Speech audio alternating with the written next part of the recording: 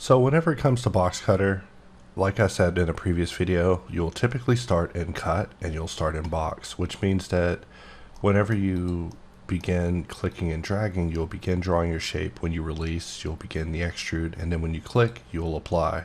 We've done some changes to that behavior to allow users to play off of it depending on your method of input or preference. For example, if we activate just general release lock, we can draw a shape, and immediately, instead of jumping to extrude, it actually pauses in a 2D state. And this can be useful for things like shift dragging this dot to move the shape around freely, or grabbing this dot in order to perform a bevel, or grabbing this dot and then performing an extrude, or shift dragging in order to taper and clicking to apply. So by having this step through mode, you can actually be a lot more deliberate with your cuts before you begin placing them, which we're just messing with boxes, so it's kind of boring.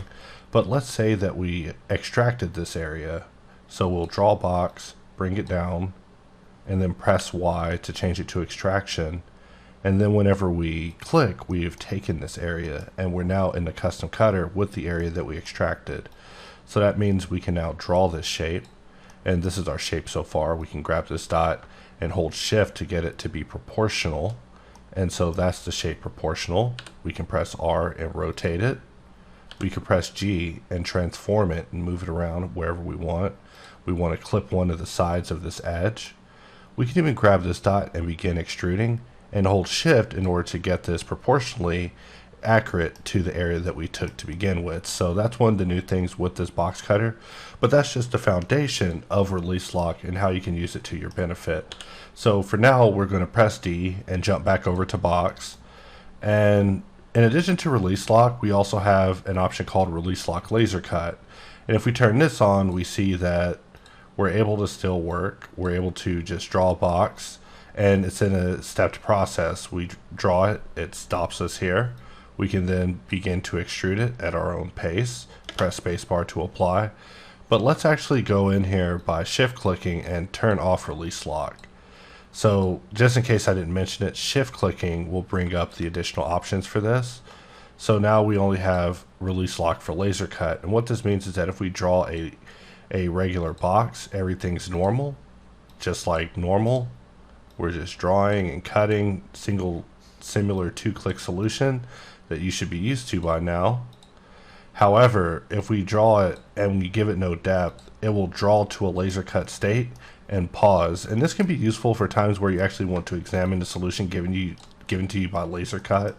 Like if you're trying to diagnose an issue with laser cut, this is a setting I would activate so that whenever it happens, you can actually see what's happening whenever it tries to calculate all the way through the form. In fact, if we shift click this and we turn it off, we see that laser cut happens so fast we have no idea what is going on.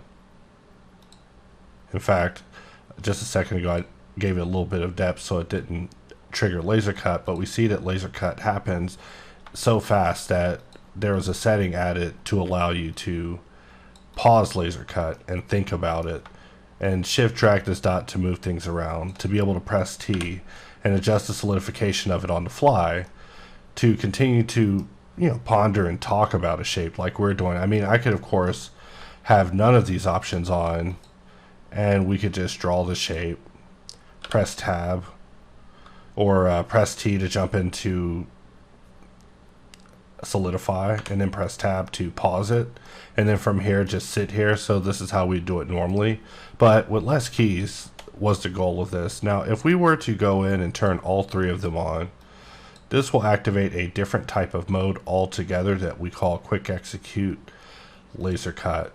And this is a play off of a couple of behaviors inside of box cutter, but in a way it's kind of a celebration of all these systems working together without bugs after a lot of work over time and bug reporting by very diligent users, almost more diligent than myself. Also, we have our orientation set to longest edge, which is going to mess with our orientation for a situation where we want things to be straight. But being able to just cut through the shape like this is just something that can just be addictive. It's worth just giving it a try whenever you're playing with box cutter. It's just one of those sites that you want to get an experience. Just get in, turn on all three laser cuts, and just see how box cutter is for you.